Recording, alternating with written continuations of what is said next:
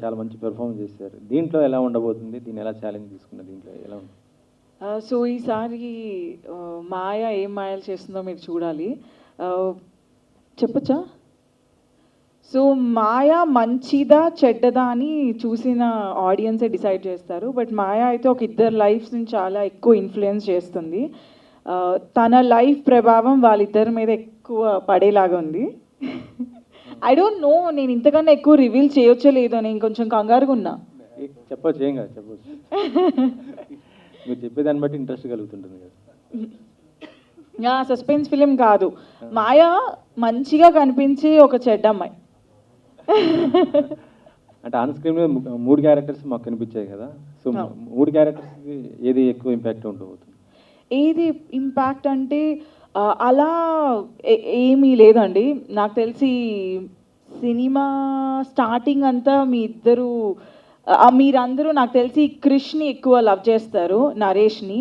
నెమ్మదిగా అది కాస్త భావన మీద వెళ్తుంది, సింధు. బట్ ఆఖరికి మాయలో సినిమాలో మాయ నచ్చుతుందా లేదా అనేది అది ఆడియన్స్కి వదిలేస్తున్నారు, నేనైతే చెప్పలేను. అది సినిమాలో మా బామ్మ డిసైడ్ చేస్తారు. ట్రైలర్ స్టార్టింగ్లో వచ్చారు కదా, ఆవిడ డిసైడ్ చేస్తారు. ఆమెకి ప్రేమ ఎక్కువ నేనంటే, ముద్దు ముద్దు మాటలన్నీ చెప్తున్నారు. ఓకే, శాలిని గారు.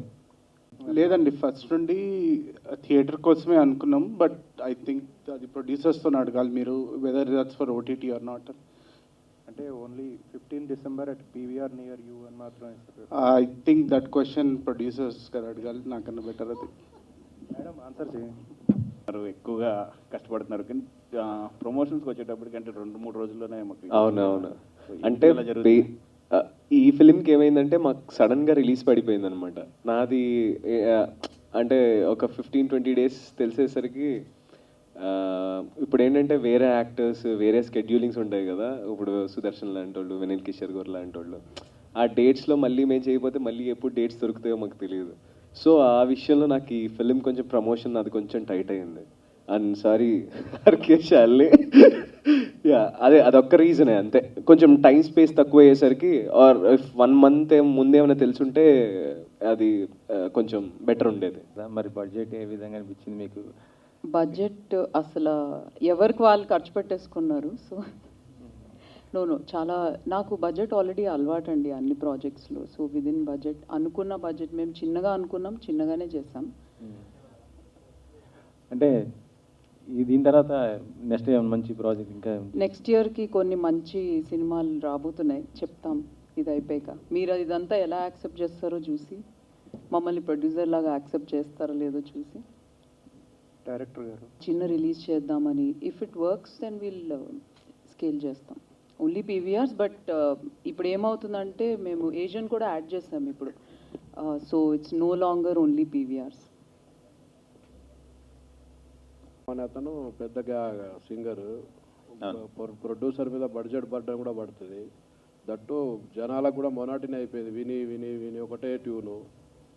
మీకు ఎట్లా అనిపించింది? యాక్చువల్లీ చాయిస్ నాది కాదు, చిత్రం అనేది choice is producer choice.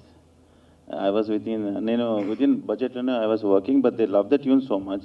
So what they thought is like, దీనికి మంచి సింగర్ పడితే ఈ సాంగ్కి రీచ్ ఎక్కువ అవుతుంది, రికగ్నేషన్ ఉంటుంది అని. అప్పటికి నేను చెప్పాను కూడా, ఇట్ ఈస్ యువర్ కాల్, ఎందుకంటే ప్రైజెస్ ఎక్కువ ఉంటాయి, plus things will be like that. But they just came forward and they just back me up with that.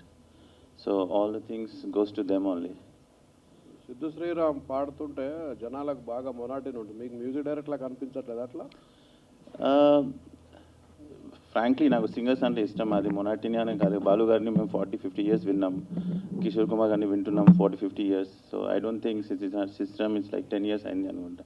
I personally love singers, నాకు సాంగ్తో మ్యాటర్ అవుతుంది, నాట్. సరే, థ్యాంక్ యూ. అంటే మీరు screen మీద కనిపించినంత వరకు చాలా ఇంపాక్ట్ఫుల్గా క్రియేట్ చేస్తున్నారు మీ క్యారెక్టర్స్ ద్వారా. సో యాజ్ వెల్ యాజ్ మీరు ఇప్పుడు ఈ మాయ టైటిల్ రోల్లో పోషిస్తున్నారు కదా. So how do you feel? Thank you so much. నేను చాలా ప్రెజెంటబుల్ ఉన్నాను, మీరందరూ ఆదర్శిస్తున్నారు కాబట్టి, మీరందరూ ఆదరిస్తున్నారు కాబట్టి స్క్రీన్ మీద అంత ప్రెజెంటబుల్గా కనిపిస్తున్నాను. Thank you.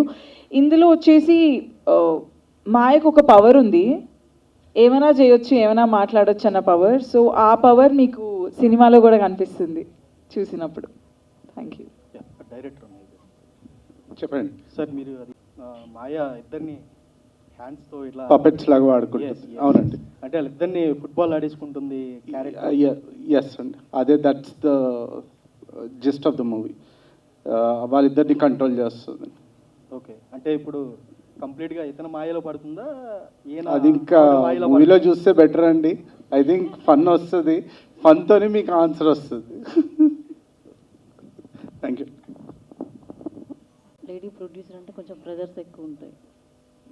ఆ ఆర్టిస్టులు కూడా ఎలా కోఆపరేట్ చేశారు, ఎలా హ్యాండిల్ చేయగలిగారు? ఈ ఆల్రెడీ అదే మీరు చెప్పినట్టు చాలా ప్రాజెక్ట్స్ చేశాను కాబట్టి ఆ ప్రెషర్స్ అంతా దీంట్లో అయితే అస్సలు లేదండి. వీళ్ళందరూ ఫ్యామిలీ ఇంకా, and the best actors that I met. So మేము చాలా వర్క్షాప్స్ కూడా చేశాం మూవీకి.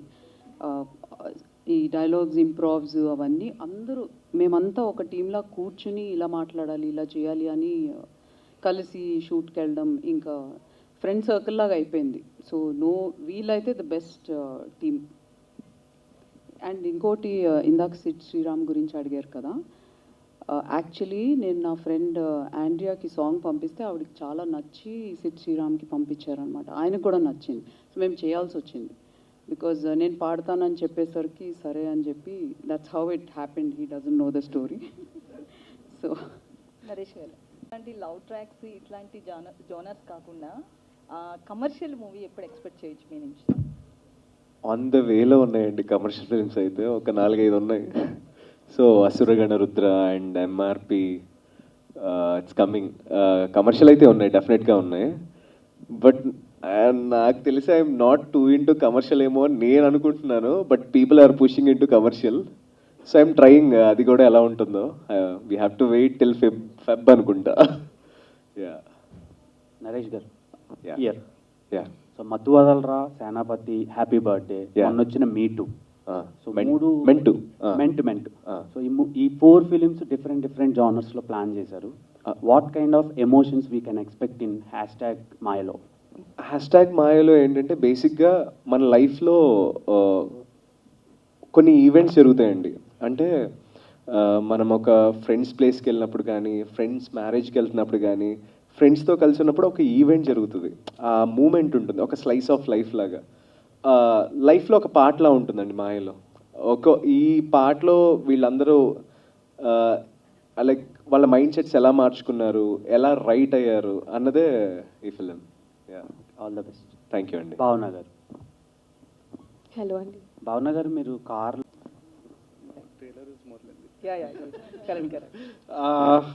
యాక్చువల్లీ దానికి ఐ కాంట్ స్పెసిఫిక్గా ఏం చెప్పలేదు దాని గురించి.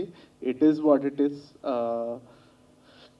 చాలా క్రిస్ప్గా చేస్తే బెటర్ అన్నట్టు డెసిషన్ తీసుకున్నాం మేము ప్రొడ్యూసర్స్. అండ్ ఒక స్పెసిఫైడ్ లెంత్ ఉండాలి అన్నట్టు ఏం అనుకోలేదు. ఈ మెసేజ్ దీనిలో ఈ మెసేజ్ పెడతాం, దీనిలో ఈ మెసేజ్ వస్తే సరిపోతుంది అన్నట్టే అనుకున్నాం మేము. So that's my answer. నాకు యాక్చువల్గా డైరెక్టర్కి, ఆర్కే, శాలినికి ఒక క్వశ్చన్ ఉంది. ఫిలింలో చాలా ఫన్ ఉంది కానీ ఎందుకు ట్రైలర్లో పెట్టలేదని అడగాలనిపిస్తుంది నాకు. శాలిని మ్యామ్, దాదాపుగా 5-6 సినిమాలు రిలీజ్ అవుతుంది. ఎందుకు మాయలో అంటే ఏం చెప్తారు? ఎందుకు మాయలో అంటే ఆవిడ చెప్పినట్టు చాలా కరెక్ట్గా యానిమల్, తర్వాత సలార్ వెళ్ళి కొంచెం రిలాక్స్ అయ్యి మీరు ఎంజాయ్ చేయొచ్చు, నవ్వచ్చు. You will feel very good movie చూసి, అది మాత్రం గ్యారంటీ. అండ్ ఆయన యాక్టింగ్ చాలా డిఫరెంట్ క్యారెక్టర్ అండి.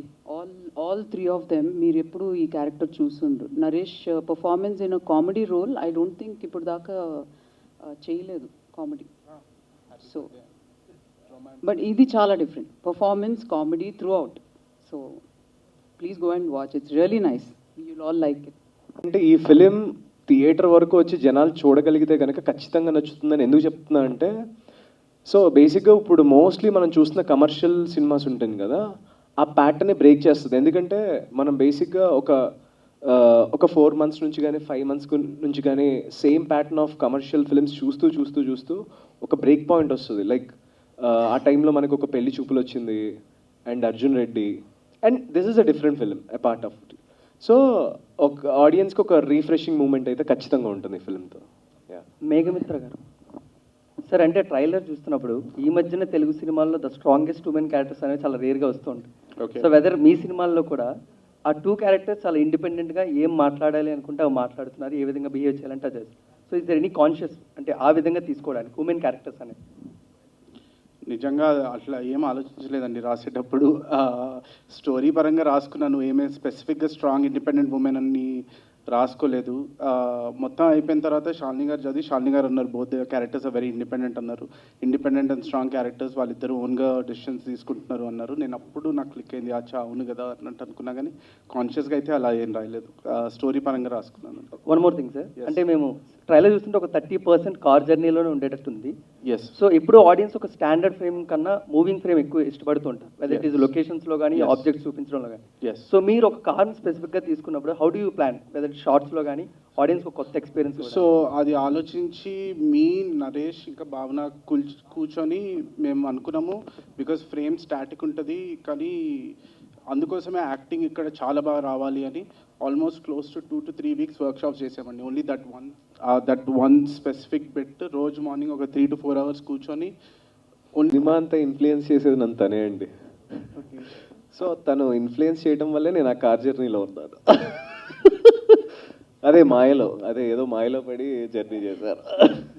సో ప్రేక్షకులంతా మీ మాయలో పడాలని కోరుకుంటున్నాం. డెఫినెట్గా. జ్ఞానేశ్వరి గారు, సో జ్ఞానేశ్వరి గారు మీరు ఎంచుకునే సినిమాల్లో సో కొంచెం అంటే గ్లామర్గా కనిపిస్తూనే సో మీకు ఒక ఇండిపెండెంట్ ఉన్న క్యారెక్టర్ని ఎంచుకోవడం జరుగుతుంది. సో ఈ సినిమా ఎంపిక చేసుకునేటప్పుడు మీరు ఏది క్రైటీరియా తీసుకొని చూజ్ చేసుకున్నారు ఈ కథను? సో అంటే ప్రతిసారి పాజిటివ్ చేసి చేసి చేసి ఈసారి అంటే నెగిటివ్ అని కూడా కాదు, కత్తి చివర తేనున్నట్టు ఉంటుంది ఈ క్యారెక్టర్ అంతా అలానే ఉంటుంది. కానీ మీ అందరికీ నచ్చుతుంది, చాలా ఈజీగా ప్రేమించి తగ్గట్టుగానే ఉంటుంది, కానీ ప్రేమించాలా వద్దా అని ఆలోచించేలా చేస్తుంది క్యారెక్టర్. భావన గారు అంటే ఇండస్ట్రీలో ఒక పేరుంది. సో భావన అనే అమ్మాయి పేరుకి ఇండస్ట్రీలో కావచ్చు ఆడియన్స్లో సో ఆ వైబ్ అనేది వస్తూ ఉంటుంది. ట్రైలర్లో స్క్రీన్ మీద చూస్తుంటే ఒక ఫ్రెష్ లుక్ కనబడింది. సో మీరంతా కూడా సో ఈ సినిమా ఎక్స్పీరియన్స్ ఎలా ఉంది మీకు, ఈ జర్నీ అంతా కూడా?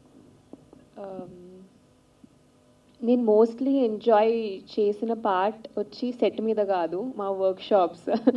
So that was second wave and తర్వాత we had a lockdown, only morning 3-4 hours we had a gap to go around. అప్పుడు I use to go every day to the office and we use to do the workshop there. నాకు set before going to the set, workshops enta useful I understood because of Mayalo movie. Set meeda we didn't have to worry about akkada characterization, akkada improvisations, avanni kaakunda workshops lone we had a lot of fun and all that improvisation, characterization anni anta ayipoyindi. So that is my most favorite part. Nen Mayalo nundi నేర్చుకున్నది కూడా to ensure to do workshops with the characters before the set. Producer గారు, మాయలో అనే జనరల్గా అందరం ప్రతి విషయంలోనూ మాయలో పడిపోతుంటాం, మనకు కావాల్సిన విషయాలు. సో ఇప్పుడు సినిమా విషయం వస్తే మాయ అనే సినిమా కూడా 15 రిలీజ్ అవుతుంది. మీ మాయలోకి దానికి డిఫరెన్స్ అని కనిపిస్తుంది ఆడియన్స్లో? మాయ అనే సినిమా ఇంకోటి రిలీజ్ అవుతుందని తెలియదండి నాకు. చాలా రీసెంట్ ఎడిషన్ అయి ఉండొచ్చు, సేమ్ డేటా. బట్ ఇది చాలా డిఫరెంట్గా ఉంటుంది. మీరు చూసుంటారు, ట్రైలర్ చూసారు కదా. సో ఇది కొంచెం మోడర్న్ టచ్ ఉంది సిటీ యూత్కి అంతా, బట్ కామెడీ అంతా I don't know Maya story at all. So నేను కామెంట్ చేయను. ఎన్ని మాయలు ఉన్నా ఇక్కడే మాయలో పడతారు మీరందరూ.